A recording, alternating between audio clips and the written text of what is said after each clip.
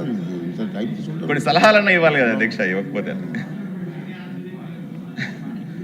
ధన్యవాదాలు అధ్యక్ష. మినిస్టర్ గారు. అధ్యక్ష, నేను ఇవ్వాల్సిన సమాధానం పార్సారథి గారు ఇచ్చేశారు అధ్యక్ష. ఇప్పుడు అధ్యక్ష సార్ చెప్పినట్టు ఏంటంటే 943 సర్వీసెస్ మనం ఈరోజు మనమిత్ర ద్వారా ప్రజలకి అందిస్తాం జరుగుతుంది. గౌరవ సభ్యులు చెప్పినట్లు 9552300009 ద్వారా ఈ సర్వీసెస్ అన్ని అందిస్తాం జరుగుతుంది అధ్యక్ష. అధ్యక్ష మీరు చూస్తే 1,48,00,000 మంది అంటే సర్వీసెస్ మనం అందిస్తాం జరిగింది అధ్యక్ష. ఇంతేకాకుండా సర్వీసెస్ అయిన తర్వాత కూడా ఆ వినియోగదారు దగ్గర నుంచి ఫీడ్బ్యాక్ తీసుకుంటున్నాం అధ్యక్ష. సర్వీసెస్ ఎలా ఉంది, ఎక్స్పీరియన్స్ ఎలా ఉంది, దానిపైన కూడా మేము ఫీడ్బ్యాక్ తీసుకుంటున్నాం. గౌరవ సభ్యులు కూడా చూసుంటారు, ఇప్పుడు ఏఐ కూడా అమలు చేస్తాం జరిగింది దీంట్లో. సో దట్ కంబర్సమ్ ప్రాసెస్ మీరు ఏదైతే అన్నారో యూజర్ ఫ్రెండ్లీనెస్ ఇంకా ఈజీ యూజర్ ఫ్రెండ్లీనెస్ ఇంప్రూవ్ చేయాలి, కొంచెం ఈజ్ ఆఫ్ యూజింగ్ ఉండాలి దానిపైన ఇప్పుడు ఏఐని మనం దీంట్లో ఇంటిగ్రేట్ చేసి అది కూడా అందిస్తాం జరిగింది అధ్యక్ష. అధ్యక్ష గౌరవ సభ్యులు చెప్పినట్లు ఏంటంటే మేము ఎలాంటి డేటా స్టోర్ చేయం ఈ ప్లాట్ఫామ్.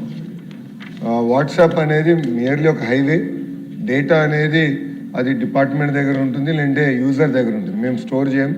సో ఫర్ ఎగ్జాంపుల్ గౌరవ సభ్యులు చెప్పినట్లు కరెంటు బిల్ కట్టాలంటే ఆ బిల్ నెంబర్ ఎంటర్ చేయండి అని ప్రతిసారి అడుగుతాం జరుగుతుంది అధ్యక్ష. దానికి ఎలా పరిష్కరించాలో నేను ఆలోచిస్తాను. అంతేకాకుండా మీరు అన్నట్టు కొంత ప్రాసెస్ రీఇంజనీరింగ్ అనేది జరగాలి.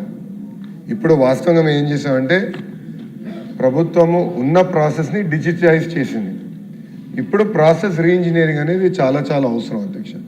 అధ్యక్ష ఈరోజు ఒక బటన్ నొక్కితే మనకి భోజనం వస్తుంది, బటన్ నొక్కితే ట్యాక్సీ వస్తుంది, బటన్ నొక్కితే ఇంటికి కావాల్సిన సరుకులు వస్తున్నాయి, బటన్ నొక్కితే సినిమా చూడొచ్చు.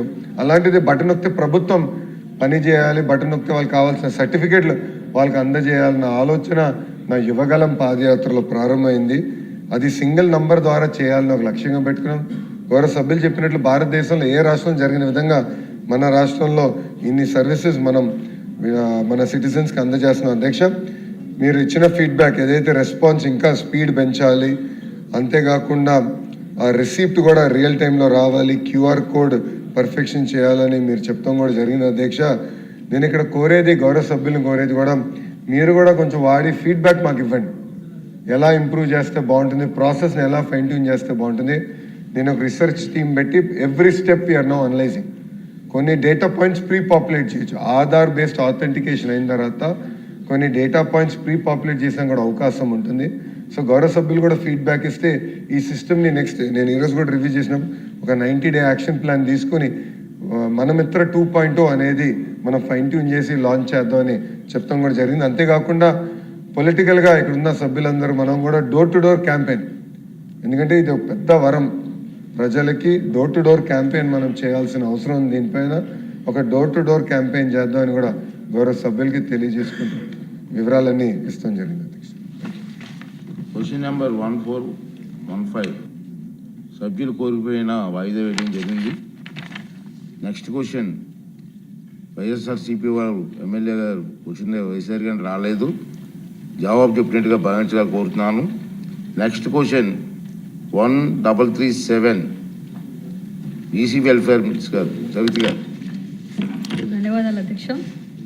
ఒకటో ప్రశ్నకు అవునండి, రాష్ట్రంలో